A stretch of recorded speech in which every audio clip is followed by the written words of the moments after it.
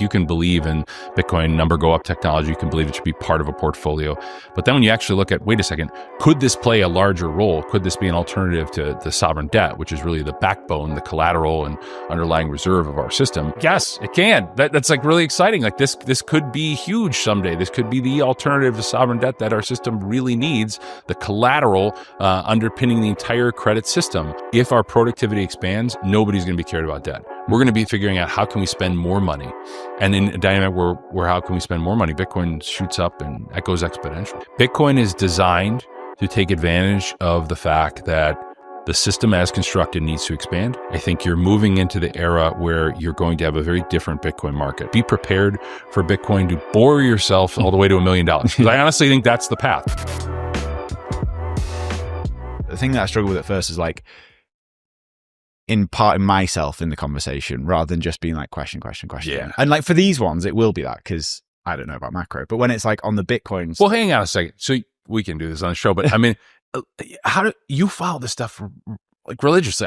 I've talked to you about this over the phone when we were trying to set up things with Peter, and I mean, you seem like you know a lot. Like I think you don't give yourself credit. Like I think a lot of Bitcoiners know 10x the amount of macro than the normal person. Like, I think that might be true, but then I guess maybe it's because I'm comparing myself to the people that come on the show. So like, if I have Lynn on the show, it's like, how am I gonna try and like tell her where I may disagree because she clearly knows 1,000 times more than me. Yeah. But like compared to the normal person, I know an okay amount. It's funny because obviously I'm a lawyer, and I have people argue with me about the law all the time that are not lawyers, and I'm like that. It's kind of a specialized field, about the law, and like that's interesting. Like I would never take it upon myself to argue with a doctor. Exactly, right? Because it's like I'm not a doctor. It's like I'm not going to put my blood test into AI and then argue with a doctor. Yeah, I'm not going to do it.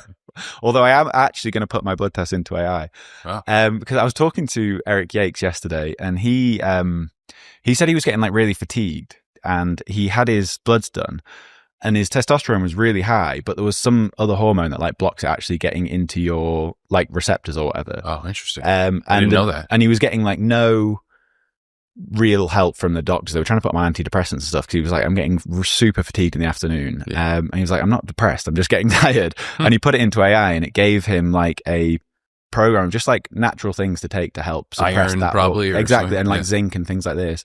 And he said he like feels like he's 21 again. Yeah. Like it's unbelievable. I believe that's the future, right? Like instead of this broad, I mean, how many times do we read articles about like this broad, like this is what you need to take for your condition, when in reality it's like particularized. It should be for your unique system, your unique genome and genetic factors, et cetera. And I mean, I've spoke to Jeff Ross about this. His job has basically gone to AI.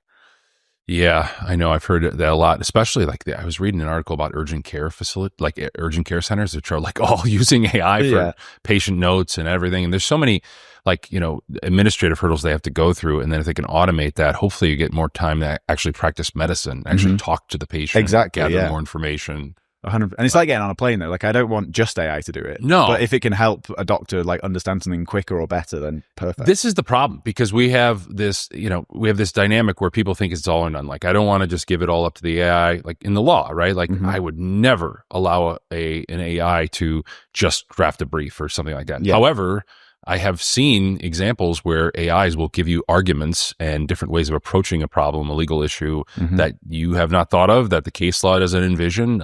You can ask it to be creative to solve legal issues, and then you could take that as some sort of, impetus for going a different route or investigating a new way or new way of rewording the contract, et cetera.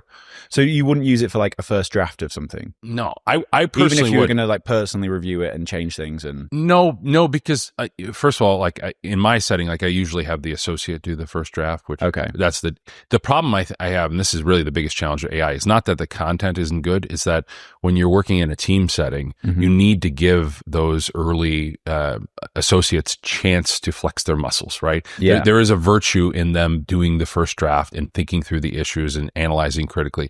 If you deprive them of that, which I was given to when I was coming up as a lawyer, as a baby lawyer, then they never learn, right? Then they just become so dependent that they can't walk without the AI doing the first draft. And to me, you need that early early draft. However, I what I have done is I'd taken an early draft drafted by an associate and I've compared it to an AI draft. And what I can do is I could say, look, here's what a computer's doing versus what you're doing. You need to step up your game. And it's actually a really good motivator for young lawyers. Yeah, that makes sense. It's like that's where you earn your stripes and you learn the trade.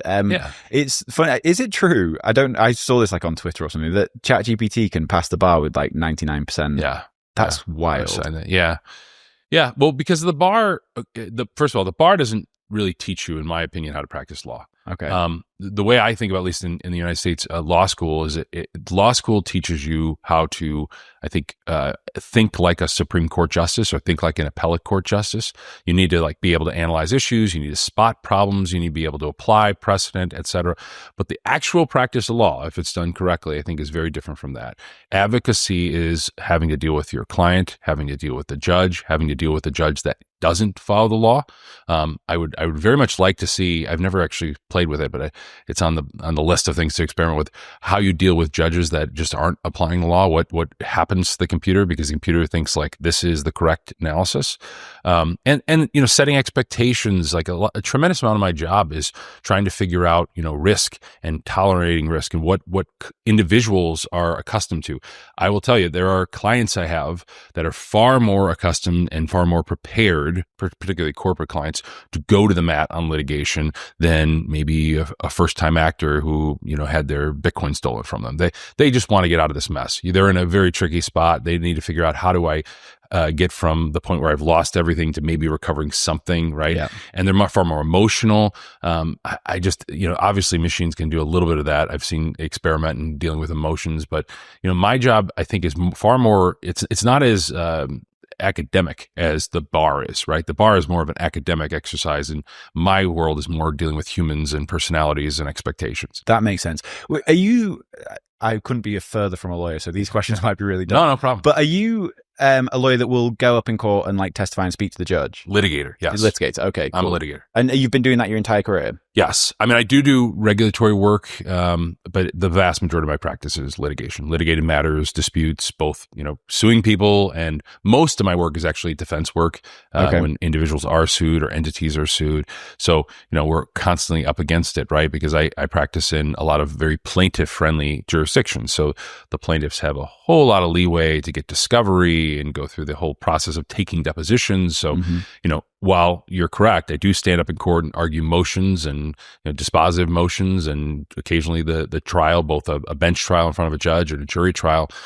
Frequently, what I'm doing is really just taking discovery, trying to figure out what are all the facts, trying to take depositions and defend depositions. Putting up a corporate representative and having him or her answer questions that get into the weeds of business operations. That's not something that the company would like there to be out in the public domain, and for a variety of different reasons. So the discovery process is the vast majority of what every litigator does, which is just gathering all the facts.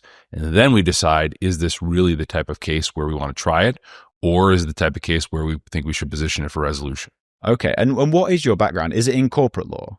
I've done the full gamut during the course of my career, but yeah, mostly commercial litigation, so representing corporate entities. Okay, and now, like, obviously, I don't know how long you've been at Bitcoin. You've been around for a good while now. 2015. Okay, and so how much of that work is now like Bitcoin specific? The majority of it now is. Interesting. So I have a ton of that work. And I'm very blessed because I have a big team. So I have deputies that work on the Bitcoin, non-crypto work. And then I have assistants that help me on the more, straight, Bitcoin litigated disputes, exchange disputes. I represent a lot of Bitcoin miners, small, big, and large. And I love it because it's such a fast growing area of law. And although the legal principles, the litigation principles are the same, despite whatever litigation you're doing, being able to get in the weeds and having to go in front of a judge and explain how Bitcoin works. And then I've had some jury trials where I had to explain Bitcoin, right? We always have these theoretical conversations where, explaining Bitcoin, orange pilling somebody, but it's very different when, huge amounts of money are on the line and you have to explain to a juror with not a whole, they have jurors that average age of level of education is 10th grade, 12th grade. Is that right? Not even a high school diploma. And you have to explain this stuff and you don't get a ton of time. I mean, I've actually shown examples of like how a Bitcoin transaction works, because in my view, showing someone how it actually works is far more, effective. It takes all like the magic out of it. It's just like this just goes from here to here. Yeah. Well, I think it adds the magic. Well, possibly. Maybe what I mean by that is it seems this very complex thing that you can't wrap your head around. And then if you just see like, you just send a transaction and right. I mean, it's that classic interview. I don't know if it was the Today Show or whatever, where they're talking about the internet and they're like, what's that symbol there? What's the internet? Yeah. I wish someone would just interrupted and said like, okay, here's the internet. Here's how we move information. Here's how you can join a chat room. Here's how you can send an email. Here's how you can buy stuff on, Amazon.com when it was first getting started. That shows you the magic of it. And when you go through and experience it, it's very different, I think, than, theoretically talking about how private public key cryptography works. Totally. I mean, it's just people are just lost at that point. Yeah, they're just like, what are you talking about? I turn on the TV, it works. I turn on the computer, it works. Yeah. Simplicity is really the beauty of what I think gets people attracted to Bitcoin, and having to see like, okay, there's a little bit of nuance here with the public key, private key, but beyond that, it's pretty simple. Yeah. They have those old stories about how they were sending Bitcoin across the table at, in Silicon Valley at dinner parties. Like that stuff's really cool. I wish people would start from there. Yeah. Just, you want to talk about Bitcoin? Before we talk about price or how high it's going, like let's just like mess around. Let's just send some transactions. Let me give you some sats.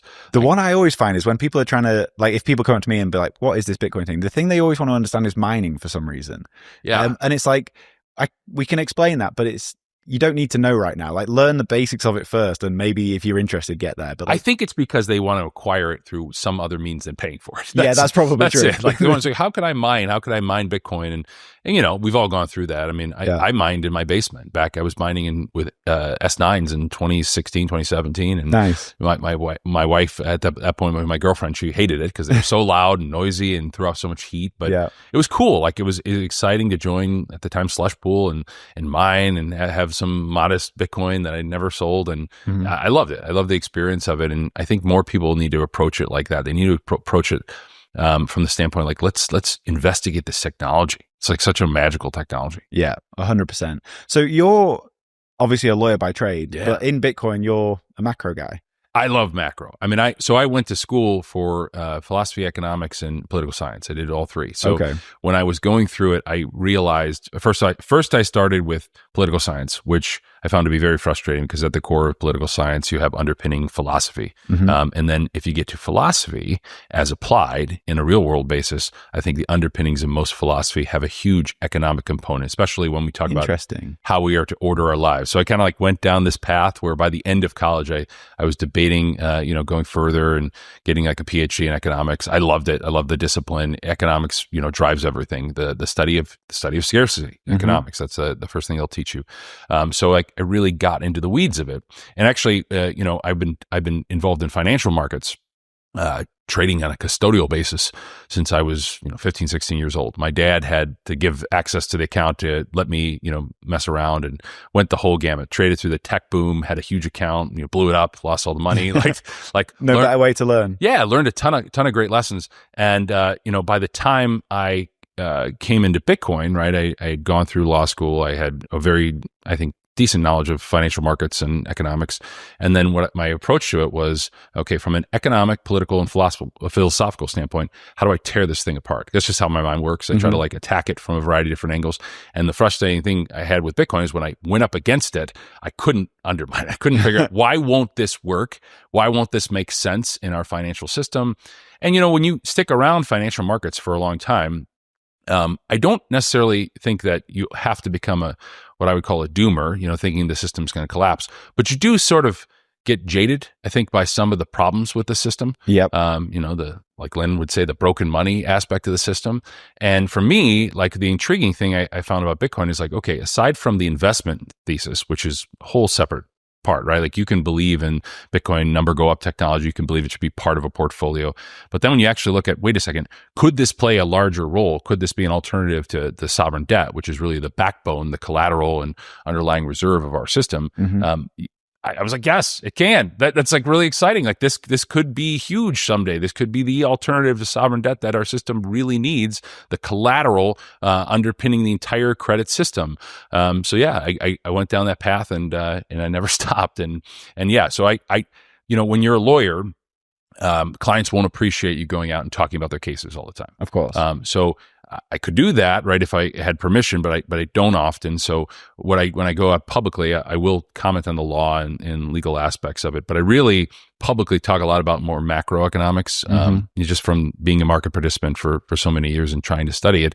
That's what most of my Twitter handle, you'll see me LARPing about macro issues, just because that's what I study in my downtime. I love it. It's a hobby of mine. And I couldn't be more excited about where we're going with Bitcoin at the heart of it all. I 100% agree. And just before we started recording, I asked you who your favorite sort of macroeconomists were, and Jeff Snyder was one of them. Yeah, I love Jeff's been on the show a few times. I really like him. He's always struggled to get over the Bitcoin hurdle, and his issue with it is the inelasticity, which to Bitcoiners is that's the strength, not the issue.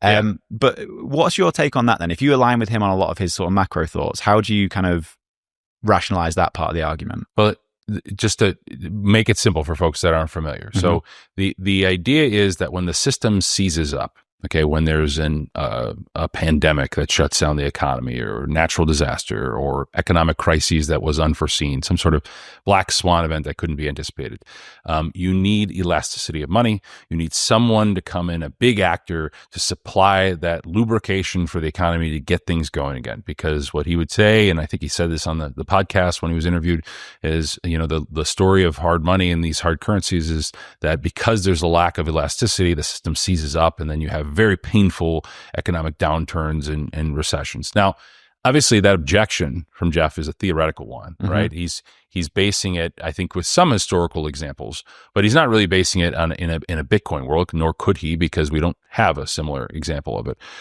What I would say to him is that the elasticity component, I think, is going to be reconciled from the standpoint of if a government actor had Bitcoin, and that government actor had the rainy day fund necessary to provide that lubrication, provide that elasticity, to inject that capital in a moment of crises, that would, in my view, overcome his objection, right? The thesis that he has is that you need someone to come in and quote unquote print. He wouldn't call it printing, but he would say effectively provide liquidity to the marketplace so that the system would keep running. My view is that this would make it even more important for governments and actors to have Bitcoin set aside to restart the action, to whether it's, and again, it doesn't, he doesn't write off the fact that you could have taxation, right? I think many people in Bitcoin, for some reason, they get to the conclusion that you can't tax Bitcoin, that we can't have some sort of effort to tax it. I think mostly because of how you can't take it, but you can voluntarily give it. But voluntarily, and most people in a society, I think, if they thought, well, we have to get the economy moving again, but for the fact that we're going to go into a deep, prolonged depression, so we'll pay a one-time freedom tax, whatever it is, so that we can stimulate growth. And that's the real objection I think he has. And I think he just, from his standpoint, he's 90% of the way there. He just needs to understand that the governments will reconstitute themselves to be more responsive to what I think a hard money standard would be. This episode is brought to you by River, the best place for Bitcoiners and businesses to buy Bitcoin. With River, you can set up zero-fee recurring buys, making stacking sats effortless. And while you're waiting for the perfect buying opportunity, River lets you earn daily interest on your cash balance paid in Bitcoin, which outperforms most high-yield savings accounts. But what really sets River apart is their dedication to security. You have peace of mind knowing that River has monthly proof of reserves and holds all Bitcoin in multi-sig cold storage. And with US-based phone support, you'll always have someone on hand ready to help. To find out more about River and to open an account, head over to river.com/WBD and earn up to $100 in Bitcoin when you buy. That's river.com/WBD. This episode is brought to you by AnchorWatch. Now, one of the things that keeps us Bitcoiners up at night is an idea of a critical error in your Bitcoin cold storage. And this is where AnchorWatch comes in. With AnchorWatch, you're protected by two things. You have their time-locked multi-sig vault, and you have your own A+ rated Lloyd's of London backed insurance policy. So you get to hold your keys and AnchorWatch holds the risk. So whether you're worried about inheritance planning, rent attacks, natural disasters, or just your own silly mistakes, you're fully protected by AnchorWatch. Rates for fully insured custody start as low as 0.55% and are available for individuals and commercial customers located in the US. Speak to AnchorWatch for a quote and for more details about your security options and coverage over at anchorwatch.com. That's anchorwatch.com. This episode is brought to you by Blockware. Would you rather have one Bitcoin today or two in a few years from now? Silly question. Well, Bitcoin mining is a tried and true method to accumulate more Bitcoin, and over a few years, it can even outperform a normal DCA. Blockware's mining as a service enables you to start mining Bitcoin without lifting a finger. Blockware handles everything from securing the miners to sourcing low-cost power and configuring the pool. They do it all. With multiple data centers across the US, Blockware is the most reliable mining partner in the industry, and mining is one of the most efficient ways to acquire Bitcoin. So click the link in the description to get started today, and if you tell them what Bitcoin Did sent you, you'll get 1 week of free hosting and free electricity for every hosted miner purchased. So click the link in the description or head over to blockwaresolutions.com. Could you also take the other side of that argument, maybe take natural disaster out of it because that's a bit different, but that we wouldn't have such big boom and bust if we were on a Bitcoin standard, and instead you'd have a smaller cycle of boom bust rather than these huge 2008 great financial crisis? Yeah, I mean, that's another issue and way of overcoming. I've heard people argue that too, and the reality is we don't really know. Mm-hmm. A lot of economics is really theory. Yeah, and we had this theory for many years that higher interest rates, just to give you an example, that was going to somehow crush growth. And we saw very strong nominal growth after the Fed went on their hiking cycle. We've had a theory that in an era where you just raise up interest rates and choke off the money supply, that's not going to be enough to keep consumption going, and that's going to pull back inflation to target. Again, a theory. Mm-hmm. We don't know. And when we see it realized, right, we've seen periods where you can make an argument, I think over the last couple of years, that higher rates have actually been stimulative. They're actually pumping out higher deficits, right, which are going to the top, 20% who have a ton of fixed income, and they're getting, their T-bills paid at 4 or 5% interest rates. And what do they do with that? They go off and spend. Yeah. So I think economics in practice and economics in theory is very different. That's one thing you will learn. And there's a lot of, you have a complex and dynamic system. There's a lot of difficulty in analyzing how exactly would this work in practice. Mm-hmm. So, with going back to your example, if we did have lower rates of consumption, we had lower credit impulses, smaller credit impulses, I think arguably you could say, yes, we're not going to have as many painful booms and busts. It's just, now the flip side of that is that if you don't have a rapid credit expansion, you might not see as fast of growth. Yep. So we don't really know. I would say one of the things that we should be focused on is trying these things and trying to analyze them in such a way with humility, right? Where we in complex and dynamic system, we really don't understand every aspect of what could be impacted by a system like Bitcoin. And then there's another hard question that is as to what is real growth and what's artificial growth, yeah. and is growth at all costs actually a good thing? Well, of course it's not. Of course there are situations where all growth at every cost, you could think of it, countless examples of destroying the planet, right? Strip mm-hmm. mining, things that I think most people would say that's not good growth, mm-hmm. right? Now the question of, real growth versus nominal growth, I think from a market participant standpoint, it matters, right? Because it's about your investment allocations. But from a actual, let's appreciate the world, let's understand the facts in front of us, I think you have to look at nominal. That's why I sent over some stuff before this podcast. One of the things that I talk about quite a bit is the key debt service issue, which is a nominal. It's solely nominal, right? Your nominal growth rate versus your nominal interest rate. And if you're over 180 examples of history and examples of sovereign debt crises, they will show you that when your nominal growth rate exceeds your nominal interest rate, that is stability, right? You're effectively on a glide path because your nominal interest rate is the additional debt that's being accrued versus the additional growth. And one of the things that frustrates the heck out of me, Danny, I can't stand it, is you'll see this chart where they'll show you debt of the United States, and they'll say it just goes parabolic straight up. Okay. But that's like saying, let's look at your personal finances and only look at your credit card and mortgage debt. Let's not even look at your income. The United States has massive productivity. The United States has been one of the most productive country in the history of the world. We're growing at a faster rate than many other peers, especially for developed countries. So you have to look at debt against your income. That's why people look at debt to GDP, right? Yep. And even that is misleading to some extent, right? I was going to say, because isn't debt GDP in the US is still rising, right? Well, it's rising now, right? But the ratio, if you pull up a chart, debt to GDP, and any, fact check me on this, any viewer wants to look at this, the debt to GDP, despite those massive $1 trillion deficits that everybody talks about all the time, is lower than it was in 2020. Okay. So it's slightly gone down, right? Still significantly high. Is that because the Treasury has basically stopped playing in the bond market? No, the debt to GDP picture, again, you're talking about your overall growth trend versus your overall debt trend. Yeah. Okay, and it's been on a steady upward path, right, for a long time. We're eclipsing World War II levels, right, where we have a significantly high debt to GDP. However, in the last 5 years, it's slightly declined for the simple reason that our growth has accelerated. Okay. We've been actually seeing above what the Federal Reserve would call above trend growth. So again, we can talk about whether that's fleeting, whether that's going to be gone, whether the growth trend is going to return back to the long run target for developed countries of 2%. But the reality is, if your debt is not growing as fast as the economic growth, that debt to GDP ratio will naturally decline. So there's been a lot of news recently from Secretary Bessent, Treasury Secretary Bessent, where he said that, well, we want it to run hot. We want the U.S. economy to run hot. What he's effectively saying is we want our growth rates to run at a faster clip than the debt rates.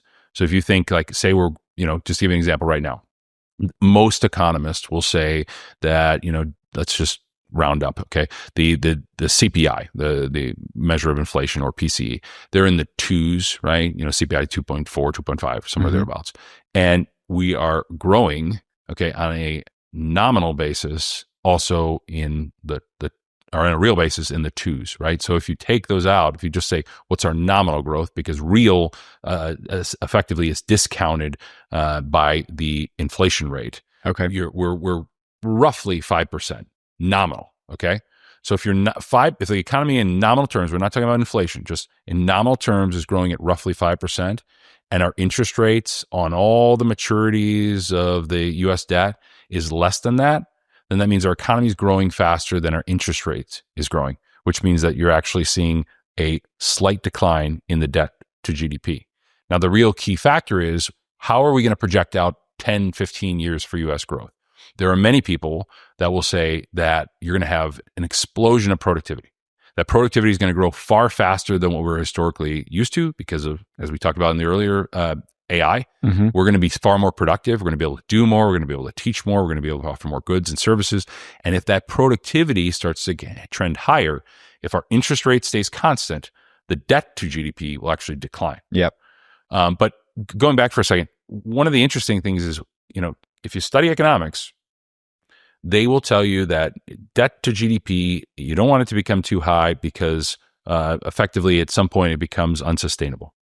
Now, what we see in practice, and that's the Boston Consulting article, and there's some charts you could throw up during the podcast for the listeners. But I'm pretty sure Lynn Alden's talked about this on the show, being like 140%, I think, is kind of like seen as the key number in that, right? Well, no, because look at Japan. People don't like the example of Japan. Are they not a bit of an outlier, though? Perhaps. Is the United States an outlier, though, too? That's the question. We don't know.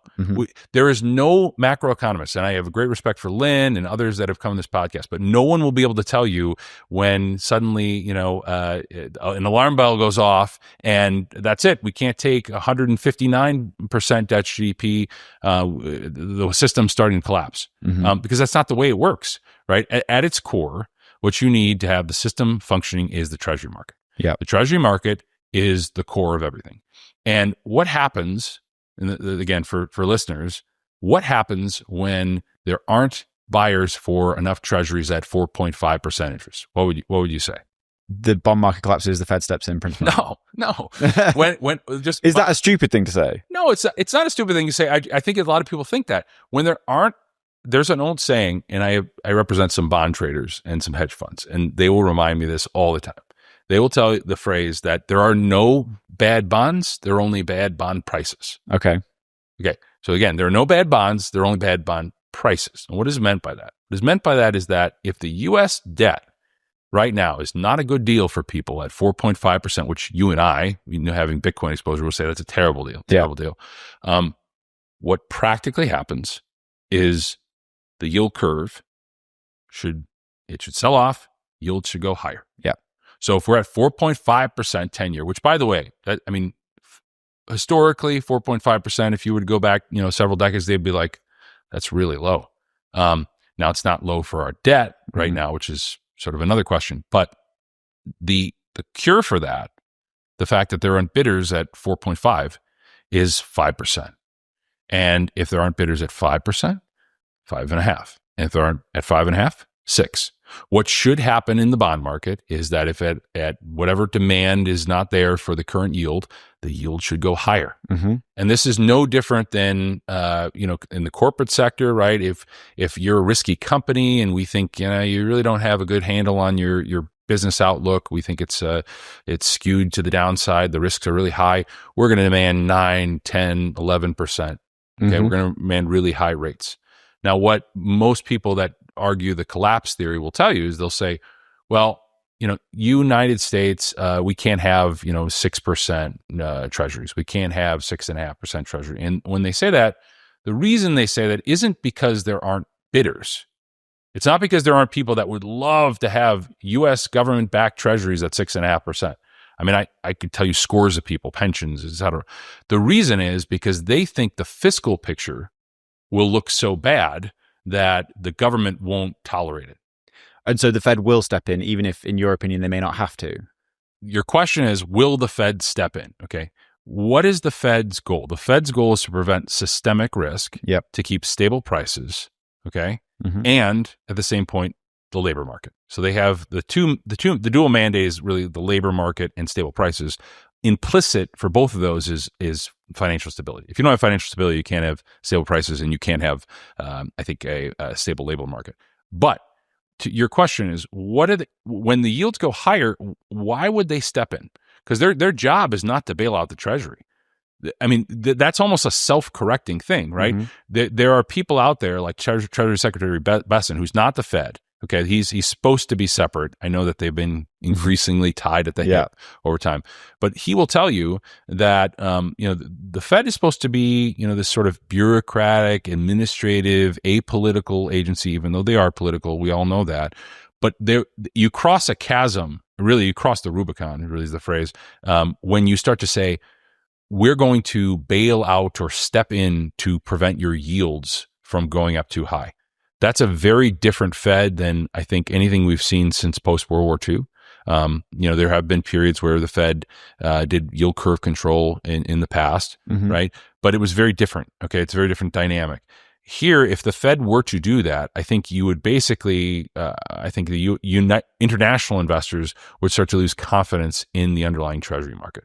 So I don't think that's a reality. I think from their standpoint, they'll say, look, the higher yields are a warning sign to the fiscal authority, which is the Congress. You need to get your act together with the spending. Now, Lynn will say, well, nothing stops this train, right? We're going to keep going on and nothing's going to. That may be true. The problem is, I think, from the standpoint of the fiscal authority is, can you go to the voter and can you say, we're going to spend and continue spending at this clip with these higher interest rates, knowing that hurts regular consumers? There's a famous bond trader, he's called the Bond King. He's on CNBC a lot. His name is Jeffrey Gundlach. And he thinks that over the next several presidential elections, it will increasingly become an issue where voters will be demanding austerity, where voters will be demanding stopping spending, because of the simple reason that when you and I go get a mortgage in the United States, we have to deal with a 10-year that is very high. So at some point, he thinks that there'll actually be a political impetus behind austerity and cutting the debt. And you started to see some of this with the Doge and Musk. But is that not a bit of like a rock and a hard place scenario? Because they tried austerity in the UK for quite a good amount of time, and it was absolutely not politically popular. Yeah. I mean, it is. I mean, it's not politically popular. And you're right. It's very difficult. And I tend to agree with Lynn's views on this, that I don't think you're going to be able to get these rates down. But again, all of this is sort of secondary to the growth picture. Because if you can grow at a faster clip, we shouldn't even be talking about debt. You understand why? Like why? That's no, I understand what you're saying. Yeah. I mean, like so. All of these projections, the CBO and Lynn and Sam Callahan released this report, and I talked to them about it. Like, after it came out, because the one thing I thought that it should develop a little bit more in future articles and work that they do is this idea of productivity booms, because there have been periods in our history, in the United States history and other countries' history, where you enter, a really rapid growth spurt, where growth is running far above trend. If we were to get to, for example, 7% or 8% nominal GDP growth, if you could get that, and our country has seen that in the past. China was running at 8% real for a period of time, not nominal, real. They were running in the early 2000s. If you got to that level and you got interest rates at 4, 5, even 6%, your debt to GDP is declining. Mm-hmm. It's going straight down because you're growing at a faster rate. So to me, like anybody who wants to talk about debt, tell me what your projection is for growth over the next 20 years. And unless you're an AI expert and can understand all the nuances of that, I don't even know how you model it. I mean, the Fed can't even model the tariffs, right? Just think about it. Yeah. Like one of the reasons they can't model is because the tariff policy is all over the place and changing daily, right? But how could you? I mean, I think AI could well be, along with Bitcoin, one of the most transformative things we've ever seen. 100%. And how do you model that? I mean, I think the smartest people in the world, the smartest AI tools in the world couldn't model how that's going to affect when every single person has access to all the world's best thinkers and greatest writers and greatest, systematic approaches to analyzing data at their fingertips. And even to add to that, like the robotic side of it, literally when I was coming down to get you out of the elevator, I was reading Elon Musk tweet, and he was saying that he thinks there's going to be more robots than people on the world. Like, what does that do for productivity as well? It sends it through the roof. So I mean, I don't understand. This is going back to sort of the issue. One of the issues I'm sort of known for is that I don't understand the doomer argument. Yeah. Like I honestly don't. Every day I go on Twitter and I hear very respected, smart people, and I would never say they aren't, arguing that we're on the verge of a sovereign debt collapse. Yes. And this is like a very Bitcoiner argument. Almost every person I have on here talking about macro will talk about the sovereign debt, like doom loop, essentially. But how? I mean, so next time you're on with them, ask them about productivity. Mm-hmm. Ask them what their target for productivity is over the next 20 years. That's the core question. Tell them if they can explain and even crunch the numbers on what these tools and these technologies are going to do. I mean, the fact that we don't even need, there are going to be whole industries where we're not going to even need people anymore. Mm-hmm. You're going to absolutely need, I think, at one point to move to more stimulus, right? You're going to need to move to UBI. I think those are baked in the cake. It's just a question of when, not if. I completely agree with you. And if you do that, okay, then the question becomes, well, where does Bitcoin play in all this? Bitcoin, I think, is a bet on the system continuing, not exactly, but closer to where it is now than departing and governments falling apart and collapsing, because of the simple fact that if our productivity expands, nobody's going to be cared about debt. We're going to be figuring out how can we spend more money. And in a dynamic where how can we spend more money, Bitcoin shoots up and it goes exponential. So is this really the crux of the issue in why you disagree with a lot of Bitcoiners on Twitter? Because they're missing the productivity part of the argument. I think productivity is everything. I think they also, it's the most of it. The other big thing is the uniqueness of the role of the dollar. Mm-hmm. Okay. And people will make these arguments. I've been reading in this thesis since the early 90s, literally grade school, Danny, where people talk about the collapse of the dollar, that this system's going to replace it, that this market's going to replace it. The reality is that in the current construction of the system under Basel and other regulatory requirements, there really is no substitute for treasuries as the collateral. Mm-hmm. When you think of reserve asset, okay, when you think of the backbone of our system, and you try to think what could replace that, is it going to be Chinese bonds? Is it going to be the sovereign debt of the BRICS countries, which, they can't even agree on a currency, let alone some sort of sovereign debt market?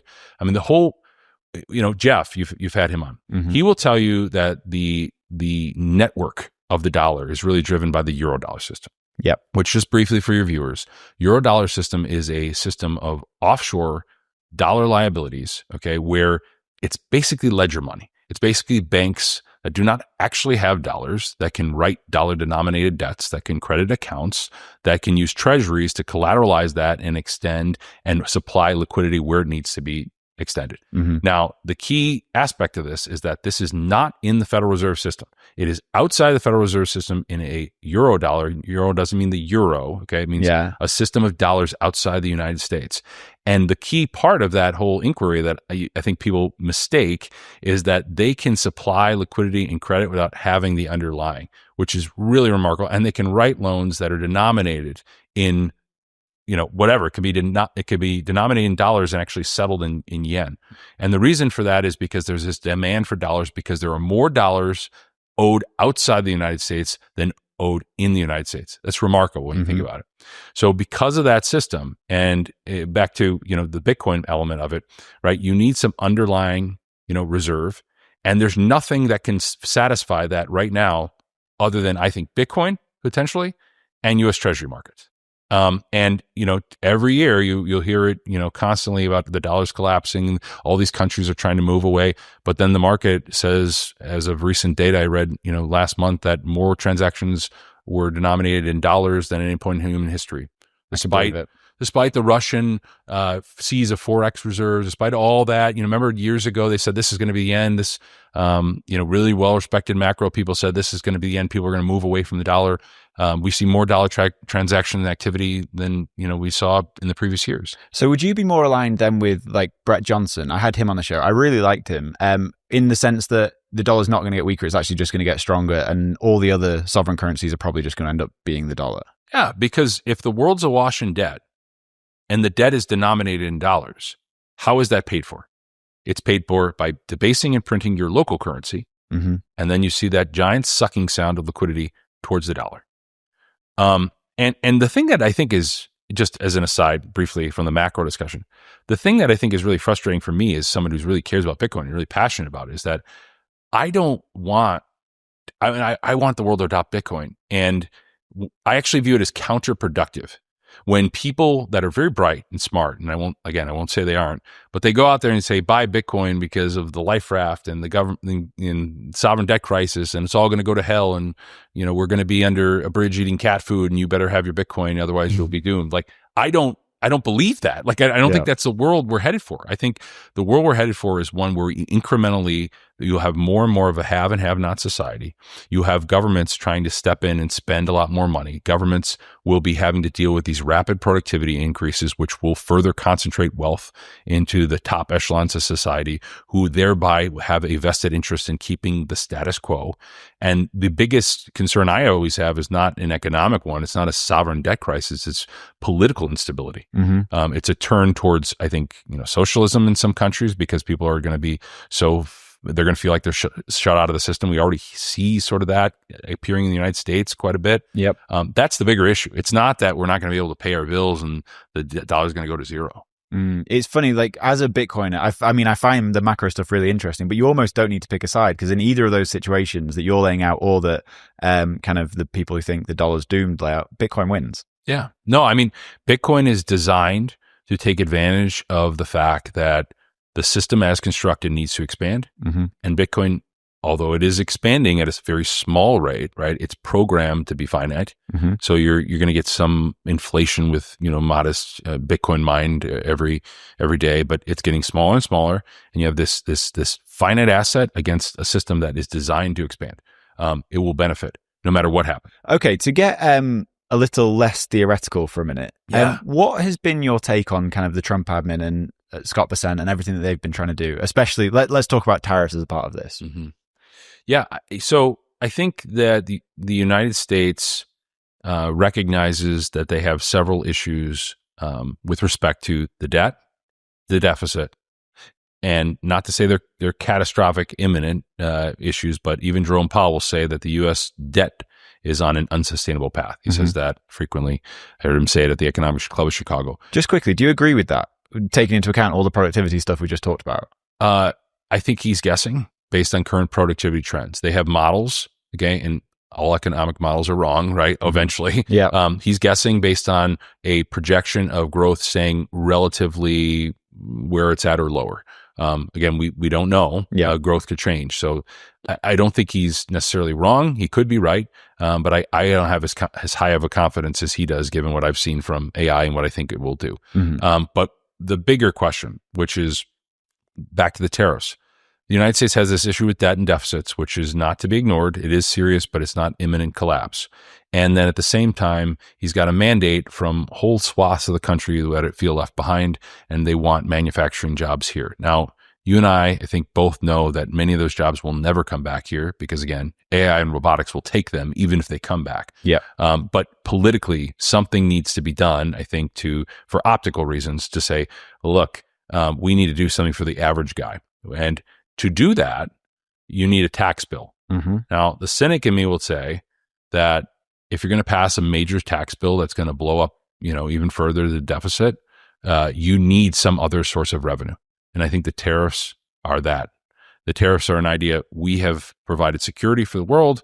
We've promoted stability. So because of that, we need to effectively levy a tax on the rest of the world, which tariffs are a tax. Mm-hmm. And we want to have some additional revenue, which is not going to entirely offset, but at least optically, it'll say we've done a little bit on the budget deficit issue to try to make it more palatable for the big, beautiful bill, which is the big expenditure bill. Yeah. So that's my idea. I think the way the president negotiates, and I appreciate a lot of things he's doing, but when he approaches it, I think he starts from the standpoint, I want shock and awe. I want to have a lot of bravado. I want to go in there and set a very high base of negotiation. I think that was what Liberation Day was all about, is this sort of shock and awe moment. Mm-hmm. And then he negotiates off that. It's funny because I see that all the time in litigated matters. Okay, Danny, I can't tell you how many times where I've had a huge case where the other side will come in and either they'll anchor very, very low. They'll say $50,000, nothing. And I'm like, this is a multi-million-dollar case. Or alternatively, when I'm defending someone, they're being sued, they'll come in with $25 million. And then the case will settle for $1 million, something like that. It's anchoring, right? You're trying to send a message with your starting position that you mean business. When in reality, I don't even think he knows with particularity exactly where he wants to end. He's just saying, I want a better shake for the American people, and I'm going to start really aggressively, and I'm going to see what deal I can get. And so when he came in and did this, so for a long time, you've kind of faded this recession narrative. Yeah. And then when he came in and issued the initial tariffs, which have obviously changed since then, you kind of changed your tune on that recession thing, I think. Yeah. Where are you at with that now? And maybe give us some context around that. Yeah. I mean, if the tariffs, so again, what we're all reacting to is not hard data. Mm-hmm. And this is one of the things I always have to remind myself of, and I'm guilty of it just like everybody else. We live in this constant 24/7 news cycle, and we start projecting things out based on the current state of negotiations. So I admittedly thought when they came out with Liberation Day that these things were going to actually stick, mm-hmm. that they weren't going to be a negotiating point. There were very smart people telegraphing at the administration, people that I respect and listen to, they were saying, no, he really means this. This is his view. He's talked about tariffs since the 1980s. He's not going to move off these numbers. And they were very high. Yeah. So my view was that if the current tariff rate stuck, I thought you'd get a recession. Now, clearly, when he's given the reins over to Bessent to lead some of these negotiations, and he's shown a willingness to move off of the original numbers, which, again, was a big question mark in my mind, whether that was going to be the case. I think it's very clear now what their strategy is. Their strategy is get the best deal, but we're not going to go so far. It's not going to be so draconian that it's going to actually be enough to sack growth. So, yeah, I'm not in the recession camp. I don't. So with like where tariffs are at right now, do you think they're a positive thing for the US? Well, positive in the sense that I think they're going to bring in some revenue. Negative in the sense that I think they're going to raise some prices in the short run. Yeah. But it will be I think personally, I don't think it will be a persistent raise of prices. I think, manufacturers, importers are going to bake in those numbers. You're going to see a bump. And really inflation, which again, this is the biggest thing that I think regular people that don't have a background in economics struggle with, is that inflation is not talking about the price level. We're not going back to the prices pre-pandemic. Mm-hmm. And when people think, well, we need to bring inflation down, I think your regular person, my mom, my family members, they want to go back to, when they went out to eat and it wasn't $150 for a meal, right? They want to go back to what it was pre-pandemic. I don't think that's never coming back. Never coming back. No. It's permanently, the price floor is permanently shifted. Yeah. What we're talking about with inflation is, will the rate of change continue at a high clip, or will it go back down, or will it settle? My view is I think it settles in the higher twos for the foreseeable future, mostly because of shelter prices, real estate, which we can get into. But with respect to the tariffs, I think you push them up, maybe, from 2.5 to 2.7 for 1 or 2 quarters, but then they settle back down to 2.5. Mm-hmm. So I think you get this bump from the tariffs while they're all actually felt. That tax revenue comes in. You get some stimulus effectively through the tax cut bill, and you're not going to have a recession, but you're going to have sort of a slowdown because of that initial hit. Because when consumers get hit with higher prices, right, you tend to see lower demand. But on the reshoring narrative, you would fade that because 100%. Even if the US does manage to reshore, it's all going to be automation, not actually workers in factories. I don't think we're going to bring as many jobs back, anywhere near the amount of jobs back as we've lost over the last several decades. And even if we could, that's a 10-year process. By the time we would actually bring those back, I just think those jobs are going to largely be automated. And then the other thing is that, a lot of the critical components, the things we need to build here, I think you get some of those here, but they're not going to be. It's not going to be like a return to the steel belt, the Rust Belt. They're not going to go to that area. It's going to be high end precision. We talk about chips and things like that. Yeah, those aren't going to be jobs that I think your middle class workers that have been displaced because of trade are going to be falling into. This will be people with degrees and highly specialized. Yeah, totally agree. And then one of the big narratives around the tariffs has been that it's the US trying to weaken the dollar. Is that something you believe in? No. Because I don't think the U.S. can weaken the dollar. Okay. I think the U.S., again, and you brought him up, but I do appreciate his work. Brent's work. Back to the euro dollar. Oh, okay. This is the dollar milkshake. Yeah. Brent, okay. So people know, and you look at Bitcoin, that you're supposed to zoom out, right? Don't look at every little dip and a dive of the dollar. Look at the overall trend. The overall trend is that the dollar, despite QE1, QE2, QE3, despite trillions of dollars, despite 120% deficit to GDP, all the things we talked about at the beginning of this podcast, the dollar is stronger today than it was, 15, 20 years ago. Why is that? It's because of what Brent talks about, that the dollar obligations outside the United States are going to continue to drive debasement outside the United States, which will in turn funnel liquidity. That's the milkshake straw. Yeah. It's sucking that liquidity from the rest of the world to bid the dollar. And when you say debasement outside the United States, obviously there's no one that can print dollars outside the United States. You're talking about like credit creation outside the United States. Well, credit creation, but they can print other currencies, like the yen. Right? Yeah. The yen, the borrowing currency of the world. When you borrow, and I mean, that's the yen carry trade. I assume your audience may be familiar with that, but borrowing in foreign currencies and then taking and investing in U.S. assets. Yeah. We saw how U.S. markets reacted to the unwind of the yen carry trade in August of 24. Right? They sell off because leverage players have borrowed in a foreign currency and they've pushed it into U.S. assets. Do you know, Danny, the asset you need to buy before you can buy the S&P 500 in the United States? Dollars.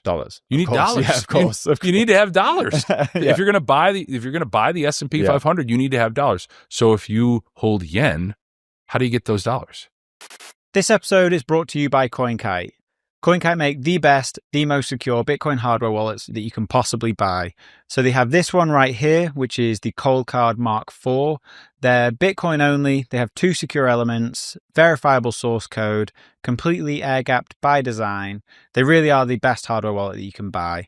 And they've also just come out with the Cold Card Q, which is this one here. It has all the same security features as the Mark IV, but it has a few new features. So it has a full QWERTY keyboard. If you're listening, this thing looks like a old school BlackBerry. Much bigger screen, which makes it way easier to use. It has an NFC reader, a QR code scanner, and it even has a secure password manager built in, which I really love. If you don't have a Cold Card, you're doing it wrong. Not only that, people keep asking me about this behind me. This is the block clock. Right now, it's telling me it's $105,000 Bitcoin. That's also made by CoinKite. So head over to coinkite.com. If you use code WBD, you get 5% off store-wide. So go to coinkite.com and use code WBD. This episode is also brought to you by Iron, the largest NASDAQ-listed Bitcoin miner using 100% renewable energy. Iron are not just powering the Bitcoin network, they also provide cutting-edge computing resources for AI, all backed by renewable energy. We've been working with the founders, Dan and Will, for a long time now and have been really impressed with their values, especially when it comes to their commitment to local communities and sustainable computing power. So whether you're interested in mining Bitcoin or harnessing AI compute power, Iron is setting the standard. Visit iron.com to learn more, which is IREN.com. I find this really interesting because I get very different answers from you than most of the people I get on the show talking about these things. So I just did a long show with Lynn about the trade deficit. How do you look at that? And do you think that's a sort of systemic issue for the US? Well, systemic in the sense of long run? Is it an issue? Yes, like the persistent trade deficit the US has had to run. And this kind of gets into Triffin's dilemma and things like that. Yeah. I mean, the idea behind the trade deficit is that we have to primarily continue to export our dollars. Okay. But the issue is, and I'd be curious where Lynn falls on this, because I actually haven't heard her talk on it recently, is when you're exporting dollars, you will have to necessarily export more dollars and continue on in this cycle. And we've largely been operating in that paradigm for decades now. So, the question becomes, when does that become systemic, as you put it, or unsustainable? And I can't see a reason on the horizon when it would. Is Lynn arguing that for some imminent reason we can no longer have a trade deficit? She's not being like extreme in that sense, saying this is like an imminent problem, but it's just like... She usually doesn't talk like that. No, she doesn't. She's very sort of balanced. But I guess it's more long-term. Is it unsustainable to have the US as the world reserve currency, and do we need to move to like a neutral reserve asset? Well, I would agree with the latter part. Yes, I would love to move to a more neutral reserve asset. In terms of its instability, what the export of dollars, what the trade deficit does is ultimately, I think, causes instability globally, which requires more intervention from central planners. So what should you expect, given that has been the state of affairs for the last several decades? You should expect that on a going forward basis, you require more and more intervention, which will inject more and more fragility into the system. But again, like when that becomes quote unquote unsustainable, I would argue, systemic risk is it's not an event. Systemic risk, it's like long-term erosion rather than a single event. I mean, there's always systemic risk. There's always systemic risk in our system. I mean, there was systemic risk in March of 2020, right? If there hadn't been actions by the central planners, I think the system would have seized up, and it would have, had a Great Depression level event. Yeah. So I'm really confused sometimes by the rhetoric on this, because people argue, well, there's going to be a blow up and then the policymakers will react. And my response is like, yeah, duh. That's like, isn't that always what happens? Yeah. Like, that's their job. Their job is to react, to be I always find it fascinating. In March of 2020, before the Fed bought a single high yield bond, right? The market had bottomed. Why do you think that is? Because they stepped in, or because they knew they were going to step in? Yeah, I think it's the latter. One of the things I like to say is that it's not necessarily reality, but the perception of reality. Yeah. And what I think the implicit... So this, I think I understand. So this is like what Jeff Snyder always says, where it's like the Fed doesn't actually do anything. It's just a signal they give the market. He's called QE and these things a psychological manipulation. Yeah. It's kabuki theater is another phrase he uses a lot. And it's really fascinating because it's one of those things where, Jerome Powell can go out there and he could say there's going to be pain, right? Like he said, there's going to be pain in August of 2020. The market sells off violently. Yeah. He has the ability to, and other central planners, not just him, Treasury Secretary. The market bottomed in, I think, October of 2022 when Janet Yellen says she was worried about liquidity conditions. Like when these people talk, it moves the markets. I can't remember his name, but there's a famous Fed official who worked with Bernanke when he was Fed chair. I think it was Alan Binder. He said that Fed policy is 90% talk and 10% action. And I think that fits perfectly with what Jeff talks about, which is basically, if you can manipulate these markets, if you can drive long rates down or drive them up, depending on, your talking, your jawboning, right? That's your power. That you sit there with on a pedestal and you give these speeches where if you're wearing a purple tie, that's supposed to symbolize something, and the market moves off of it. And how many times have we seen these wild FOMCs where they literally just go out there and he reads a prepared speech word for word very carefully, and it sends the market shooting up or down like 2 or 3%. That's the power. That's the power of it's like the man behind the curtain, the Wizard of Oz, right? That use whatever metaphor you want, but it's the ability to cajole the market in the direction you want it to. If he were to go out, for example, tomorrow, and he were to say, I think we're on the verge of a recession, if he were to say that, markets crash. What do you think happens to the markets? Like, he doesn't have to do anything. Yeah. They don't have to change a single policy. They don't have to change short-term interest rates. He crashes the market. Mm-hmm. If he goes out there and says, I think inflation is going to be around for a very long time. I think we're seeing data that supports higher rates of inflation. You're going to send, bonds just in a tailspin. They're going to sell off so hard and yields will skyrocket higher. That actually makes the kind of dynamic at the moment between Powell and the Trump admin even more interesting. Super interesting. Because they're obviously trying very hard to push him out. Whether they can actually do that or not, we'll see. But they're trying to make that job untenable for him. Did you see the Supreme Court opinion on this? No, what happened? So there was I tweeted about it. You can find it on my Twitter. There was an opinion. So there's a case that was pending, went up to the Supreme Court about firing various agency heads. Mm-hmm. And one of the arguments they made was, well, if you allow the Trump administration to fire certain agency heads, this is the litigant made this argument. They said, well, that potentially puts in jeopardy members of the FOMC and the Federal Reserve, that they could be fired. And the Supreme Court went to rather interesting lengths of issuing a portion of their opinion in dicta. They actually comment on this argument regarding the Federal Reserve. So dicta for non-lawyers is basically sometimes when they're issuing an opinion, they'll comment on things that aren't directly involved in litigation. It's not part of the ruling or holding of the case. It's an opinion in dicta, right? So it just means a discussion. Does that mean it ends up in any kind of legal precedent? Like what's it's not the a precedent. Okay, it's not a legal precedent. It because it wasn't decided in the case. Okay, it's just a discussion, dicta. It's like a discussion of a related issue. Okay, so why do they do that? That's the question. Why did they feel the need in dicta to comment on whether the president could fire members of the FOMC or discharge, Jerome Powell? And my only conclusion is that they wanted to sort of telegraph that if this issue ever came about, we would feel the need to support the Federal Reserve. So ultimately they said, I see. They said in dicta, no, the Fed is a quasi-private entity. Mm-hmm. And I think most people don't think of the Federal Reserve as a private entity. The Supreme Court says the Fed is a quasi-private entity and the president doesn't have that authority. So they suggest this. They go out of their way in dicta to make this suggestion, which I'll just tell you as a lawyer is kind of unusual.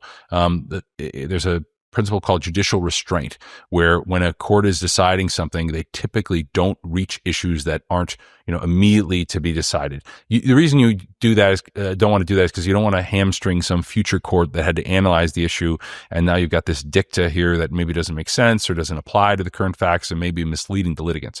Well, they went so far as to do it in this case, which to me tells me that they really wanted to send a very clear warning signal. If you had any effort to fire members of the FOMC or fire, bringing this to court. If you bring this to court, I don't think this is going to go well for you, Trump administration. So interesting. Anyway, that was a recent news. It was widely followed in financial circles. But to your point, Jerome Powell, I think he's on his way out, right? He although his term extends beyond May of next year, that's when he's up as the chair. Mm-hmm. You're going to get a new chair in, and I think it's fascinating because, like, what does the president want the new chair to do? Rapidly cut rates. Some of the leading contenders for the job, at least being publicly floated, are actually very hawkish. Oh, interesting. Yeah, so I don't quite understand that. Is it people that are hawkish that he thinks he can influence, though? Maybe.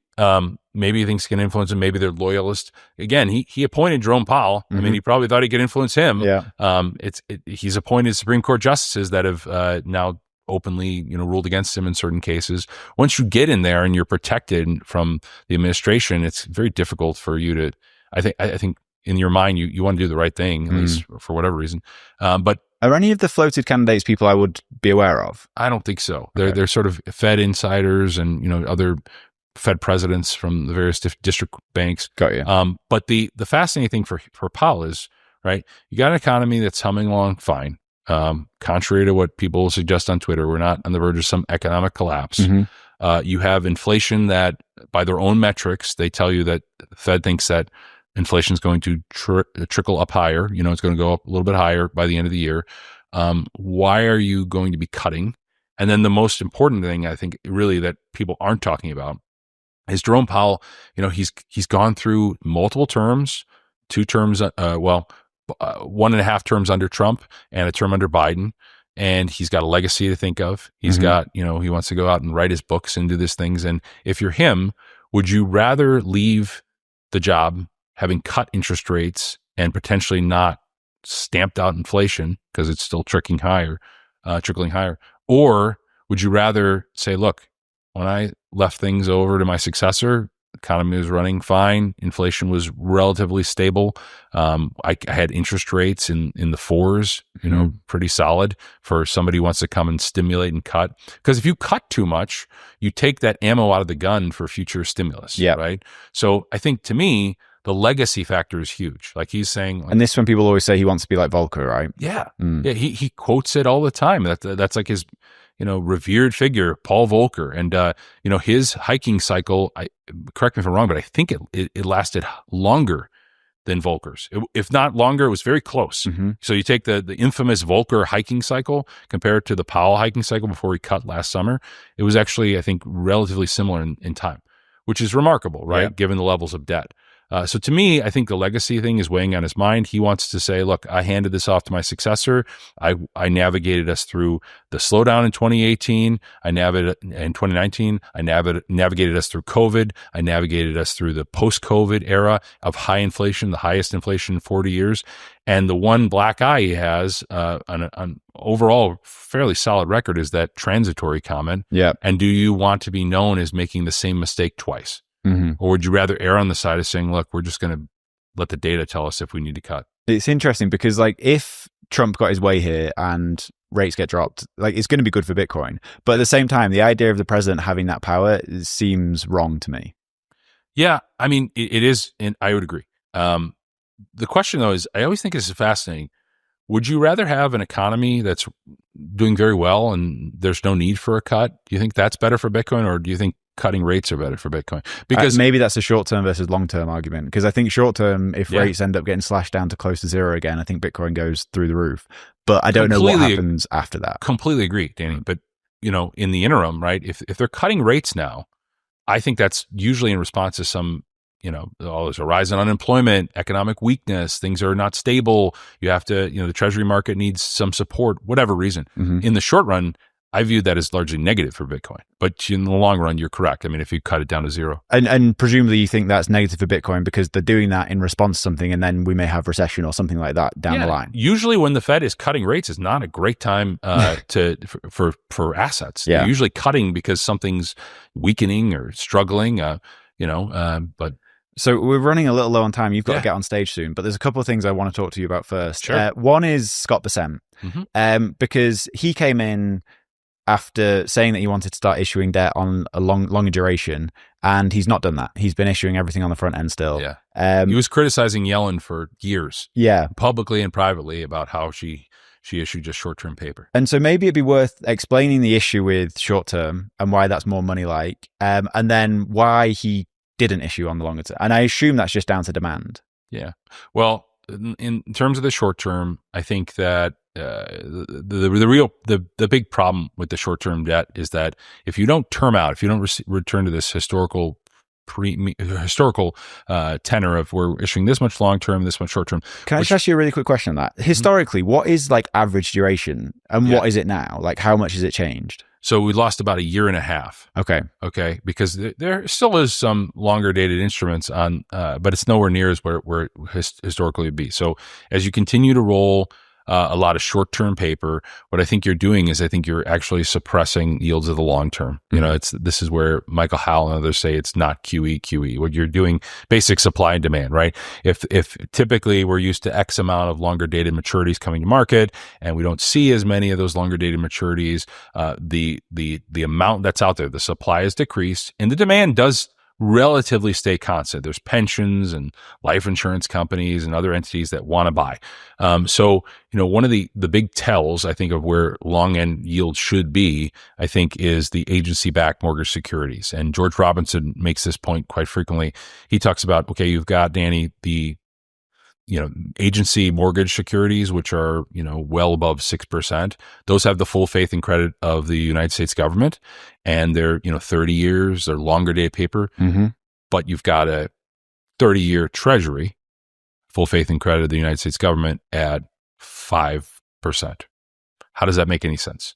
And that spread typically doesn't widen as much as it has. This tells me that widening of the spread, you can bootstrap effectively that the real long-dated interest rate should be higher if they would have kept up at the normal clip of issuance, basic supply and demand. They haven't. And one of the reasons why, I think, is because the president came in and he wanted to get mortgage rates down. They want the 10-year down. And I think the trade policy, they were saying like there's a put on the bond market, that we want to make sure the bond market still stays relatively stable. People are really struggling. And also you got to remember that the single biggest driver of the CPI basket for the last several years has been shelter. What is shelter responsive to? Mortgage rates. Even if you don't own, okay, somebody owns it. Somebody rents it. You got to cover that mortgage with your rent. You cover it. So they wanted to bring that down. So if Bessent would have come in and he would have said, well, we're issuing a ton of long dated paper, we're going to term out the debt at very high interest rates, arguably you would have pushed those yields higher. Who knows how much, 50 basis points, 100 bips. It doesn't really matter. It doesn't help the affordability picture from the housing standpoint. So I think from their standpoint, it's very easy to be critical and say, why don't you do this? Why don't we term out the debt? But even during, when Janet Yellen was there, this is the argument I always hear. Well, why didn't you term out the debt when it was 1%, 1.5%? What you got to remember is that when interest rates are that low, it was basically the bottom of the pandemic, 2020, 2021, and they were worried about a recession. Like they always are, right? When interest rates are very low, that tends to be a sign of economic weakness, not economic strength.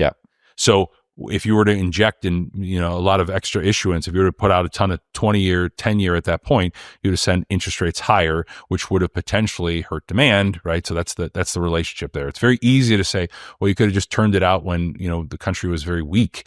But they were kind of trying to do the opposite. They're trying to stimulate. That's why rates were at zero, because they're trying to stimulate then, not deprive liquidity. And just for people's benefit, this is one thing I always struggle to understand.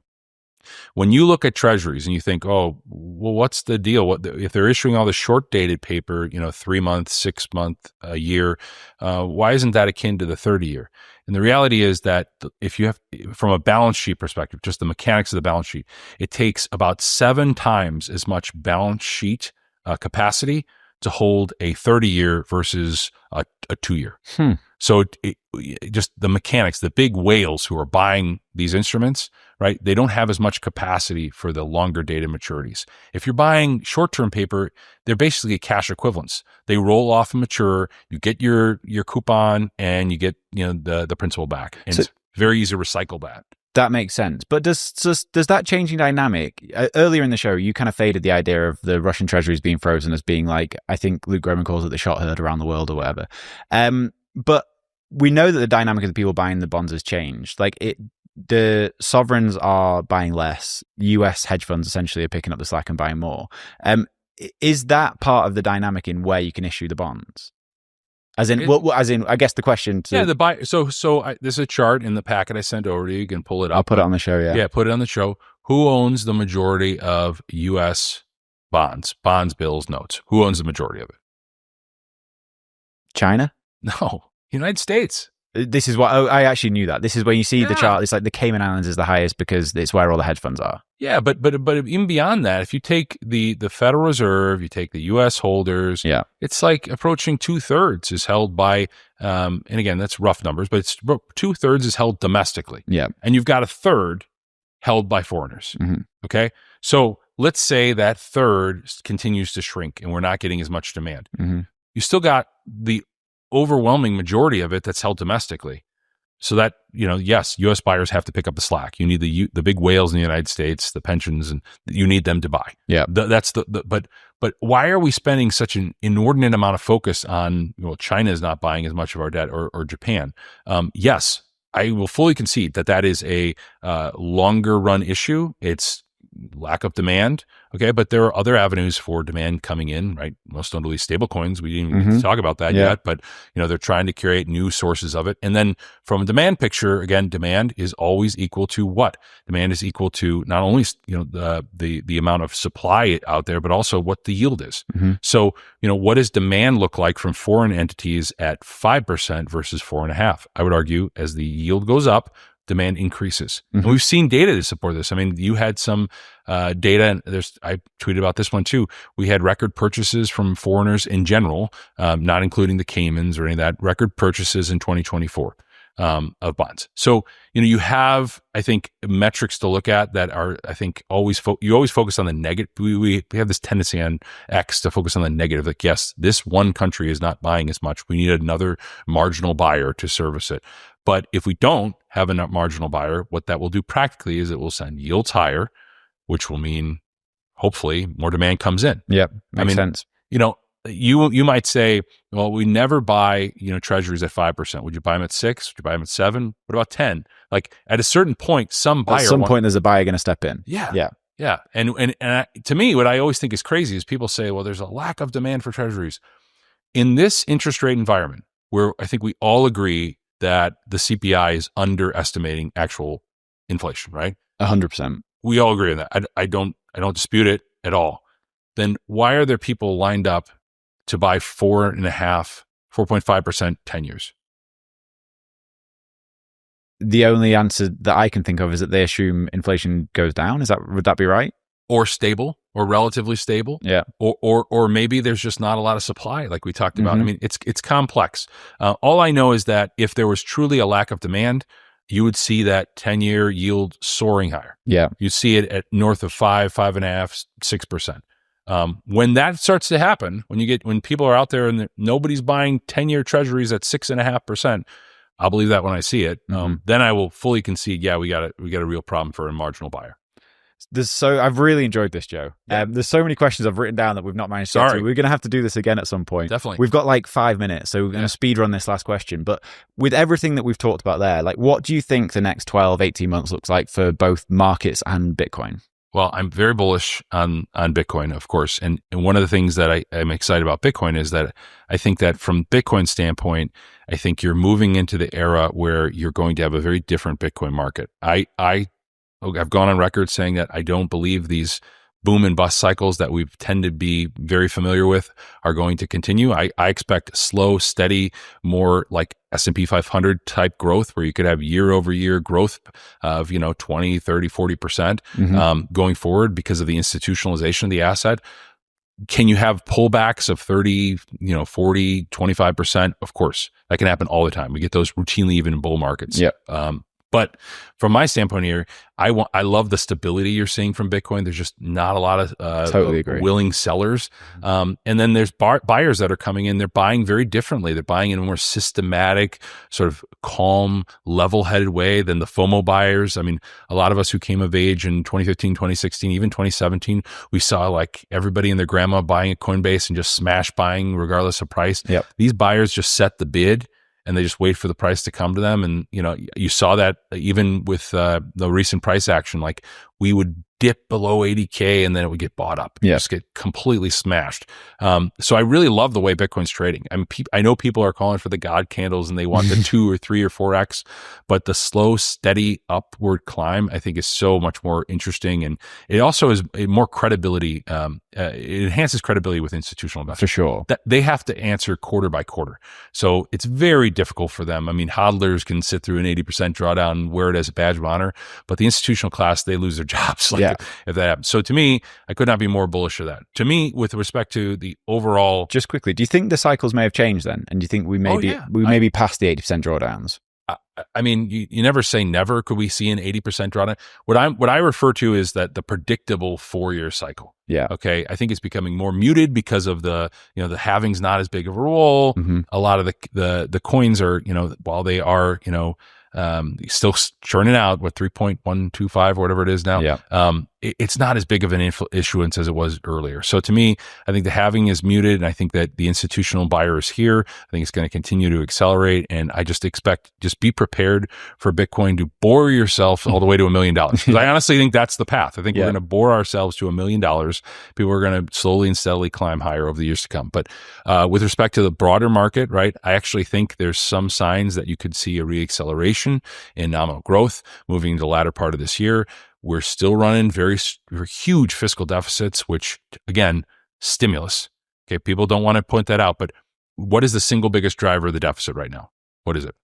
Don't know. Tell me. Interest. Okay.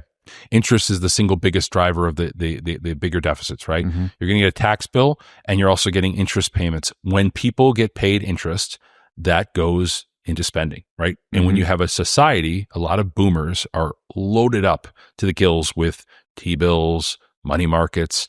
They basically get a check from the government every month or every quarter, however it's distributed, and they're spending like crazy. Yeah. This is why it's very hard. Like I try to be optimistic about things, and I understand there are people suffering out there, and I don't mean to diminish their suffering. I can recognize their suffering again, and also say, I get it, but there's a whole bunch of people that have built up these massive, huge nest eggs of money over the last 40 years because they benefited from the fiat debasement, and they want to spend it. They want to live life. They want to go on vacations. They want to go into restaurants. I can't tell you how many times my wife and I go out, we can't even get a table because the restaurants are packed with the silver tsunami of boomers retiring. And yes, you're always going to have industries that are slowing down, and you have this K-shaped economy. I totally get all that.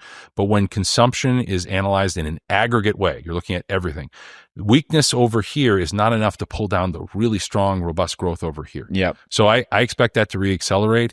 To me, the big question is going to be if asset prices really start to rip and you have a resurgence, not up to 4 or 5%, but you have inflation tricking back up closer to 3%. At that point, does the market start to get spooked again? And maybe that could put in a top, or at least a short-term top. But for the foreseeable future, I'm very optimistic. I mean, I would fade all this recession talk.